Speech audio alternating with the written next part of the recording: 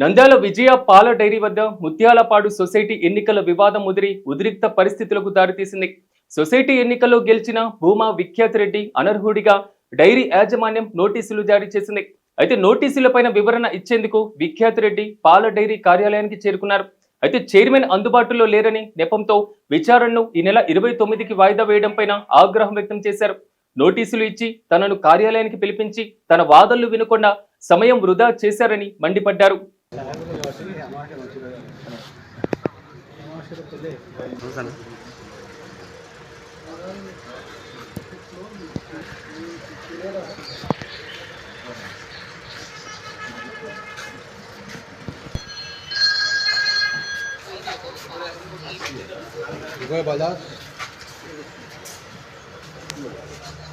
ఆనే రాసి ఇచ్చేసి నేను పేషాడికి వేరే బందోబస్తు పెట్టినా పిచ్చాడు చెప్పండి రాసి పెట్టాడు పాల ప్యాకెట్లో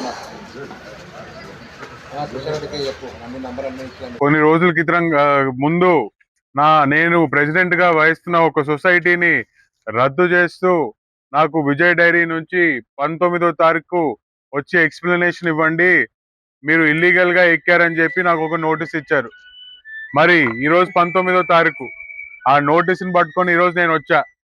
నేను ఏ విధంగా అనర్హుడిని, ఈరోజు ఉన్న చైర్మన్ గాని ఇక్కడ ఉన్న ఇతర డైరెక్టర్లు ఏ విధంగా ఎక్కారని చెప్పి నేను ప్రశ్నించడానికి, మరి నా సమాధానం వాళ్ళు వింటారేమో అని చెప్పి ఈరోజు నేను రావడం జరిగింది. కాకపోతే ఇక్కడికి వచ్చిన తర్వాత అదేదో 3 మెన్ కమిటీ అని వేసినారు.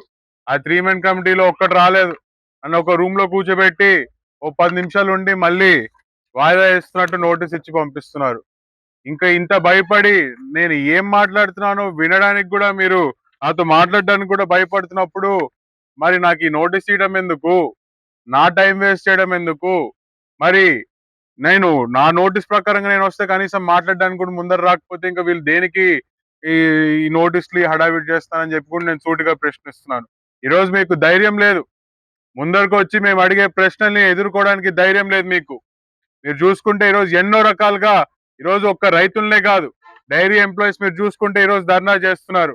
ఈరోజు 50 ఏళ్ళు ముందు నుంచి పనిచేస్తున్న వాళ్ళకి 20,000 జీతం, అదే క్వాలిఫికేషన్ అదే చదువుతో మొన్న జాయిన్ అవుతే అబ్బా చైర్మన్ నువ్వు గ్రేట్ అన్న చైర్మన్ అన్న అది ఇది అని వాడిని కొంచెం పొగిడితే చాలు, వాడికి 40,000 జీతం. కానీ ఏళ్ళ తడబడి విజయ్ డైరీనే నమ్ముకొని పనిచేస్తున్న ఎంతో మంది కార్మికులు ఇప్పటికీ బయట ధర్నా చేస్తున్నారు. వాళ్ళని పట్టించుకునే నాదుడు కూడా మరి ఈ విజయ్ డైరీలో నాకు కనిపించట్లేదు. మరి మీరు చూసుకుంటే కార్మికుల్ని కాకుండా రైతుల్ని, ఎన్నో రైతులు ఈరోజు ఎంతో మంది సొసైటీలు కేవలం తెలుగుదేశం పార్టీని నమ్ముకొని ఉన్నారని ఈరోజు ఏకంగా సొసైటీలే రద్దు చేశారు. మీకు కోపం ఉంటే ప్రెసిడెంట్లను ఏమైనా చేసుకోండి, నేను గతంలో కూడా ప్రశ్న ఇచ్చిన, కోపం ఉంటే ప్రెసిడెంట్ల మీద తీర్చుకోండి, రైతుల మీద తీర్చుకుంటే మీకేం ఆనందం వస్తుందో నాకు ఇప్పటికి కూడా అర్థం కావట్లేదు. అంటే ఒక నియంత్రణ పాలన ఈరోజు ఒక మ్యాక్స్ యాక్ట్ అని చెప్పి అడ్డు పెట్టుకొని ఈరోజు ఒక నియంత్రణ పాలన ఈరోజు ఇక్కడ సాగిస్తున్నారు. ఇది వీళ్ళ అబ్బ సొత్తుతో పెట్టిన డైరీ కాదు, రైతుల డబ్బులతో నడుస్తున్న ఒక డైరీ. మరి రైతులకే జవాబుదారి వీళ్ళు చెప్పలేకపోతే మరి ఒక బోర్డే అన్ఫిట్ అని చెప్పి కూడా నేను తెలియజేస్తున్నాను. మీకు అందరు గుర్తు నిండొచ్చు, కొన్ని రోజుల ముందే ఇక్కడ మార్చినేనిపల్లె ఎలక్షన్ జరగలేదని చెప్పి ఈరోజు ఆ రోజు బయటికి ఎస్వి జగన్మోహన్ రెడ్డి వచ్చినాడు, మాజీ ఎమ్మెల్యే గంగుల విజేందర్ రెడ్డి వచ్చినాడు, ఇంకొంతమంది సైడ్ యాక్టర్లు ఆళ్ళగడ్డ నుంచి బయటకు వచ్చి ఈరోజు మమ్మల్ని నామినేషన్ కూడా వేయనీయలేదని చెప్పి మీడియా ముందు మాట్లాడాడు. మరి ఇదే ఎస్వి జగన్ మళ్ళీ నామినేషన్ వేసాను, ఇదిగో నాది యాక్సెప్ట్ అయిందని చెప్పి నోటీస్ బోర్డులో తగిలిస్తాడు. అంటే ఇక్కడ మ్యాక్స్ సొసైటీకి సంబంధించిన ఒక రూల్స్ ని పాటించట్లేదు ఎవడు.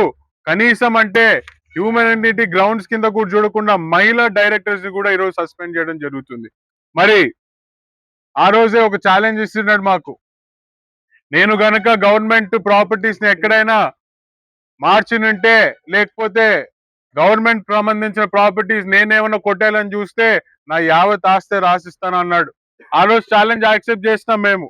ఛాలెంజ్ యాక్సెప్ట్ చేసిన తర్వాత మీరందరూ చూసే ఉంటారు పత్రికల్లో కూడా ఏ విధంగా వీళ్ళు గవర్నమెంట్ ఆస్తుల్ని ప్రైవేటైజ్ చేసుకొని దాని మీద లోన్ తీసుకొని ఏ విధంగా ఈరోజు గవర్నమెంట్ ఆస్తుల్ని కొట్టేయాలని చూసారో, ఒక డీసీఓని మేనేజ్ చేసుకొని ఈరోజు ఒక ఎండి కోర్టుకెళ్ళి స్టేట్మెంట్ ఇస్తాడు ఏమని చెప్పి, ఇక్కడ గవర్నమెంట్ ఆస్తులకి విజయ్ డైరీలో గవర్నమెంట్ ఆస్తే లేదని చెప్పి.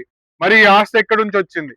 ఇక్కడ ఈ ఐలూరులో ఉన్న 30 ఎకరాలు ఎక్కడి నుంచి వచ్చింది? కర్నూలులో ఉన్న డైరీ ఆస్తి ఎక్కడి నుంచి వచ్చింది? అన్ని బయటపడినాయి, చాలా క్లియర్ గా పత్రికల్లో బయటకు వచ్చినాయి. మరి ఈ చైర్మన్ ఎప్పుడు రిజైన్ చేస్తాడు? ఈ బోర్డు ఎప్పుడు డిజాల్వ్ అవుతుంది? ఆయన ఆస్తి ఎప్పుడు కార్మికులకి రైతులకి రాసిస్తాడని చెప్పి కూడా మాజీ చైర్మన్ ని నేను ప్రశ్నిస్తున్నాను.